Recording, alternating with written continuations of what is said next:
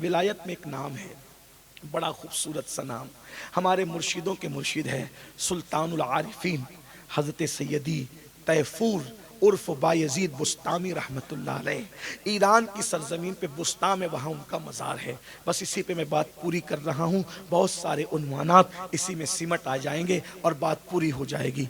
बायजीद बुस्तामी बचपने ही के अंदर जो है वो यतीम हो गए थे, और यतीम होने के बाद इनको माँ मिली थी, वलिया माँ। इनकी माँ भी वलिया थी। अल्लाह अकबर। जिनको माँ बाप अच्छे मिले वो सजदा शुक्र अदा किया करें। अच्छे माँ बाप अल्लाह की बड़ी नेमत है। बचपने में बच्चा यतीम हो गया, जवानी में माँ बेवा हो गई। माँ ने सोचा मेरा बच्चा बचपने में यतीम हो गया, मैं इसको वली बनाऊंगी। माँ का ख्वाब देखो, मैं वली बनाऊंगी। मेरी बहनें अगर मौजूद हैं उनकी तवज्जो चाहता हूँ। आज माएँ बहुत कुछ बनाने का ख्वाब देखती है, क्या हमारा बच्चा वली नहीं बन सकता? और वली बनना कोई मुश्किल भी नहीं है, अगर अल्लाह का करम हो जाए तो विलायत आसानी से मिल जाती है। विलायत बहुत मुश्किल भी नहीं है। शायद मैंने इसी मकाम पर पिछले 2 साल पहले कहा था, अगर अल्लाह चाहे तो एक नेकी से भी विलायत अता कर देता है, और अगर ना चाहे तो हज़ारों साल की इबादत से भी कुछ नहीं मिलता। सैयदुत ताइफा एक ही नेकी से तो वली बने थे ना, है? एक सैयद को सीने पे बिठा लिया, यही एक नेकी ने उनको विलायत के मकाम तक पहुंचा दिया। अल्लाह अकबर। अब सुनिए, सुल्तानुल आरिफीन बायजीद बुस्तामी की अम्मी नन्हे से बच्चे को लेती है, नन्हे से बच्चे को लेकर के उस ज़माने के बहुत बड़े आलिम, बहुत बड़े फ़कीह, बहुत बड़े शेखुल हदीस उनके पास जाती है। कहती है हज़रत अल्लामा साहिब, ये मेरा छोटा सा बच्चा है, मैं इसको सौंपने आई हूँ, मेरा बच्चा कबूल करे।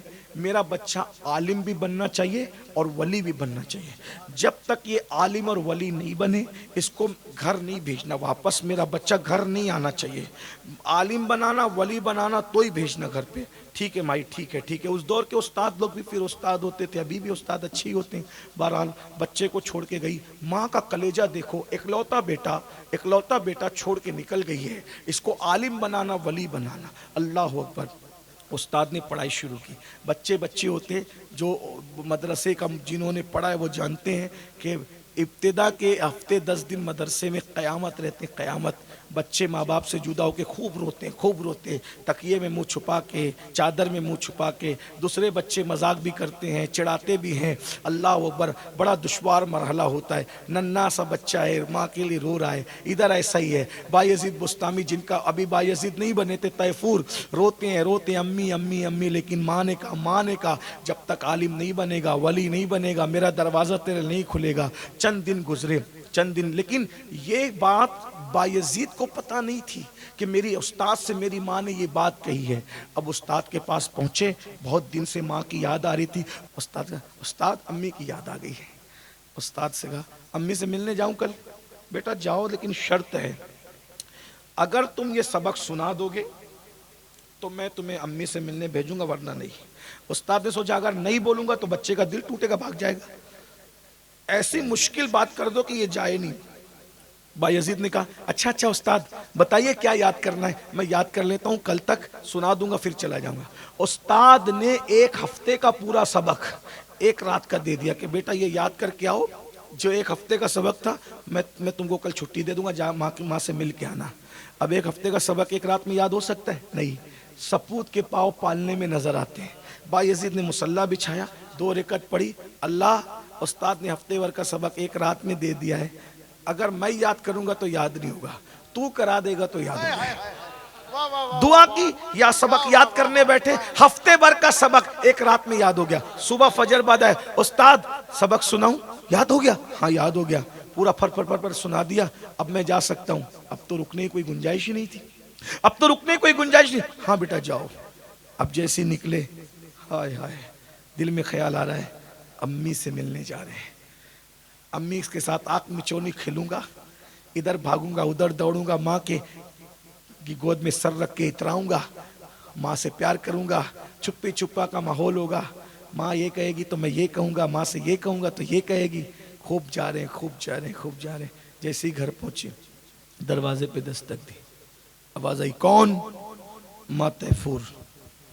मेरा कोई तैफूर बेटा नहीं, दरवाजा खोलो। नहीं खुलेगा, जाओ, जब तक आलिम नहीं बनोगे मिलने मत आना, आलिम बन के आना, जाओ। आलिम बन के मिलने आना, ऐसे दरवाजा नहीं खुलेगा, चले जाओ यहां से, माँ ज़ियारत तो कर, कोई ज़ियारत नहीं, आलिम बनो। वापस गए। उस्ताद ने कहा क्या हुआ? पूरा रास्ता भर रोते आए। माँ ने नहीं मिला। क्यों? कहा आलिम बनना फिर आना, अब न जाना, आलिम बनना फिर जाना। खूब पढ़े, आलिम बने। आलिम बने, उस्ताद ने दस्तारबंदी दी। एक कासिद भेजा उस्ताद ने, तुम्हारा बेटा आलिम बन गया। मैंने सिर्फ आलिम बनाने नहीं भेजा था, वली बनाने ही भेजा था। घर मत भेजना जब तक वली ना बने। या अल्लाह, हे वली मेरे हाथ में बनाना थोड़ी है। उस्ताद भी उस्ताद थे, वली थे। दुआ दी, अल्लाह तुझे वली बनाए। रात को रसूलुल्लाह ख्वाब में आए, बायजीद वली बन गया। जाओ घर जाओ। घर आए। अब घर आने के बाद माँ ने सीने से लगाया। अब वलायत की भी कई किस्में होती, विलायत की भी कई किस्में होती। विलायत में एक मंजिल है मकाम हुजूरी। मकाम हुजूरी ये विलायत का एक मकाम है। तो बायजीद वली तो बन गए थे, लेकिन वली बन के भी आदमी रुकता नहीं है, वो आगे जाता है। कुछ लोग कहते हैं विलायत के 28 मकाम है, कुछ लोग कहते हैं 100 मकाम है, कुछ लोग कहते हैं 17 मकाम है। लेकिन इतना बता दूं, ये सिर्फ कहने की बात है, ये प्रैक्टिकल है। जैसे अगर मैं मुझसे कोई पूछे अहमदाबाद का रास्ता, मैंने कहा इधर से निकलो, ये हाईवे चले जाओ, है ना, ये मैंने बता दिया। लेकिन अहमदाबाद के रास्ते में जो सफ़र करेगा उसको पता चलेगा ये होटल भी आती है, वो ब्रेकर भी आता है, ये कांटे भी आते हैं, ये बाग भी आता है, फुला भाई का घर भी आता है, फुला बहन की गली भी आती है। कोई किसको पता चलेगा? जो सफ़र करेगा। तो ये बोलना आसान है 28 मंजिल है, 100 मंजिल है, 17 मंजिल है। जो विलायत के रास्ते में सफ़र करता है उसको पता चलता है कि मंजिलें कितनी हैं। लेकिन बहरहाल मुझे मकाम हुजूरी चाहिए। माँ ने तो पहले ही वली बनाने के लिए बहुत जतन किए थे, अब हुजूरी के मकाम के लिए माँ कहती है हुजूरी चाहिए। हाँ चाहिए। आपकी खिदमत करता हूँ, खिलाता हूँ, पिलाता हूँ, काम पे जाता हूँ, मजदूरी करता हूँ, हुजूरी में मुझे दिक्कत आ रही है। क्या करना है? सब छोड़ छाड़ के जंगल में जाना है, पहाड़ों में रहना है, रात दिन अल्लाह अल्लाह अल्लाह अल्लाह अल्लाह अल्लाह करना है, हुजूरी का मकाम मिल जाएगा।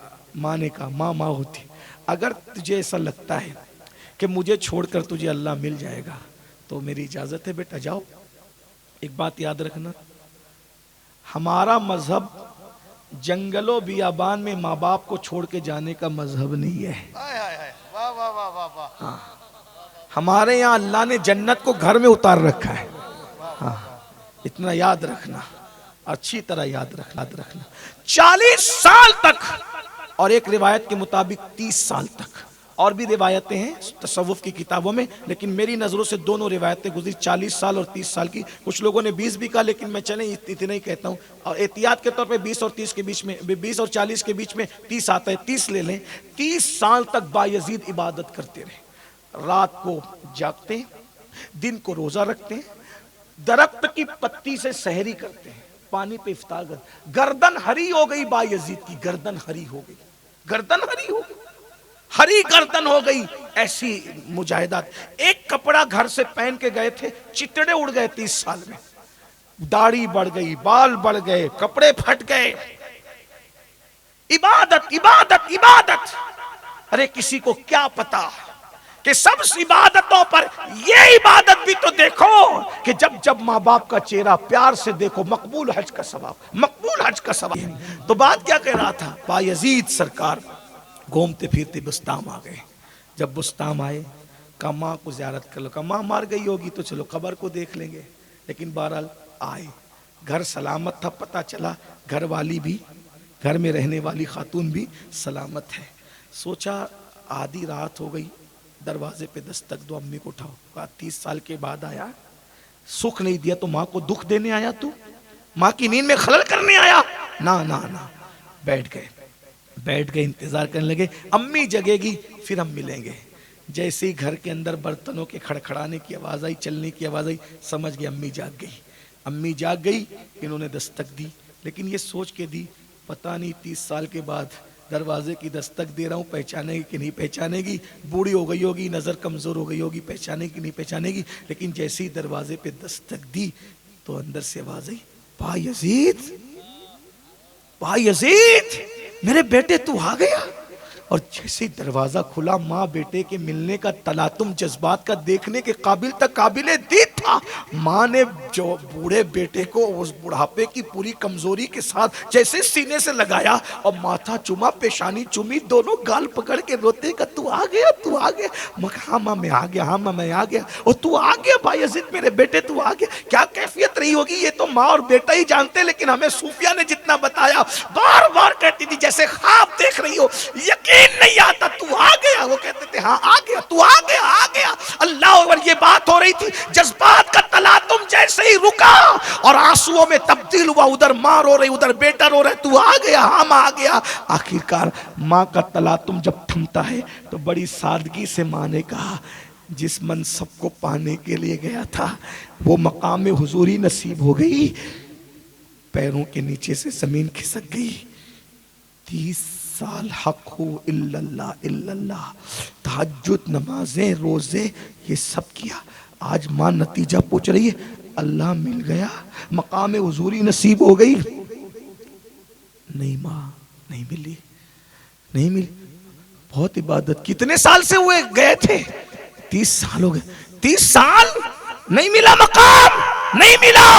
बस वही गाल दोनों पकड़े और रात का आखिरी पहर था, आंखें आसमान की तरफ की। मौला तेरी तलब में मेरे बेटे ने देख क्या हाल बना रखा है। मौला एक बूढ़ी माँ की दुआ है, जो मकाम चाहता है ये मकाम उसको अता कर दे, बस इतनी दुआ करनी थी। हिजाबात उठ गए, पर्दे उठ गए, मकाम हुजूरी नसीब हो गया। माँ के कदम पकड़कर बायजीद ने सर पीटा। मैं दीवाना था, खुदा को जंगलों में ढूंढने गया था। अरे खुदा तो माँ की दुआ से मिलता है, जंगलों की इबादत से नहीं मिलता। जब तक माँ बाप की दुआ शामिल हाल ना हो। ये है माँ बाप की दुआ की बरकतें ये। और फिर बायजीद को मकाम हुजूरी नसीब हुआ। अब बायजीद का वो मकाम हुआ कि सैयदुत ताइफा जुनैद बगदादी कहा करते थे, जो मकाम अल्लाह ने जिब्रील को फरिश्तों में अता किया है, वो मकाम अल्लाह ने वलियों में बायजीद बुस्तामी को अता किया है। जब कोई बायजीद की चौखट पे जाके दुआ करता है, अल्लाह उसकी दुआ को रद्द नहीं करता। दुआ करता हूँ अल्लाह जल्दी आपको सरकार बायजीद का दरबार दिखाए, वलियों का अदब नसीब फरमाए। गुफ्तगू के दरमियान कोई गलती हो तो अल्लाह माफ कर दे। अस्तगफिरुल्लाह रब्बी मिन कुल्लि ज़ंबि व अतूबु इलैहि व मा अलैना इल्लल बलाग। अस्सलाम या नबी